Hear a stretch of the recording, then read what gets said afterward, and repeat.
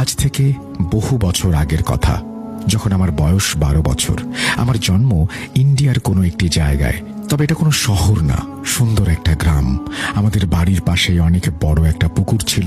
সেই পুকুরে মাছ চাষ করা হতো। পুকুরের পাশেই অনেক বড় জায়গা দখল করে বসেছিল বাঁশের ঝোপ। তার পাশেই পাশাপাশি দুটি পুরাতন তালগাছ, আর সেখানেই বাঁধা আছে আমার প্রিয় দোলনাটি। দিনের বেলায় জায়গাটি দেখতে যেমন সুন্দর ছিল, রাতের বেলা সেই জায়গাটি ততই ভয়ঙ্কর হয়ে উঠত।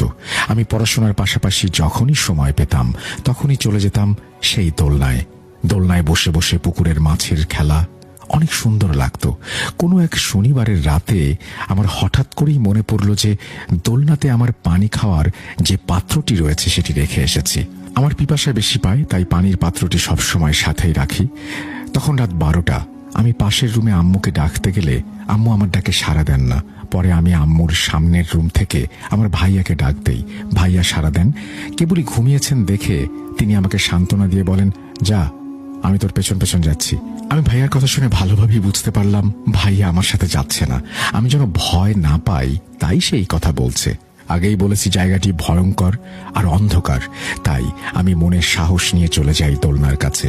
পানির পাত্রটি হাতে নেই, আর মনে হয় কেউ যেন ফিসফিস করে আমাকে বলছে, অনেক বছর ধরে আজকের দিনের অপেক্ষায় আছি, আর তুই সেই অপেক্ষা ভেদ করে চলে এসেছিস। এখন দেখ কি হয় তোর সাথে। আমি এই ভয়ঙ্কর আওয়াজ শোনার পর অনেক বেশি ভয় পাই এবং অনেক জোরে চিৎকার করে ভাইয়াকে ডাক দেই, কিন্তু আমার গলা দিয়ে কোনো আওয়াজ বের হয় না। আমি অজ্ঞান হয়ে যাই।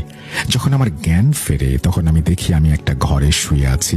সেখানে আমার ভাই, আব্বু, আম্মু আর একটা ছোট বাচ্চা ছেলে। আনুমানিক তার বয়স হবে 8 বছরের কাছাকাছি।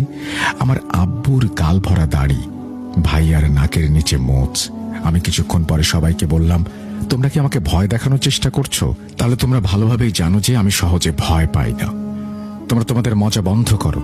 এই কথা বলার সাথে সাথেই ভাইয়া আমাকে জড়িয়ে ধরে কান্নায় ভেঙে পড়েন আর বলেন, আমার বোন একদম ঠিক হয়ে গেছে।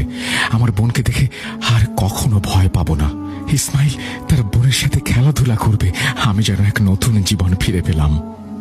ভাইয়ার কথা শুনে আমি অবাক হলাম। আমি আমার ভাইয়াকে বললাম, কিরে তুই এইভাবে কথা বলছিস কেন? আরে ইসমাইলকে, সে আমার সাথে খেলা করবে কেন? সকাল হয়ে গেছে, তার মানে আজকে রবিবার। আমি আমার বান্ধবী শাকিলার সাথে পার্কে ঘুরতে যাব। আমাকে ছাড়, যেতে দে, আর একটু পানি দে, খুব পিপাসা পেয়েছে। বাবা হাতে করে 1 গ্লাস পানি নিয়ে আসলেন, আর পানিটা আমাকে খেতে দিয়ে তিনিও কেঁদে ফেললেন। তারপরে আমি যা শুনলাম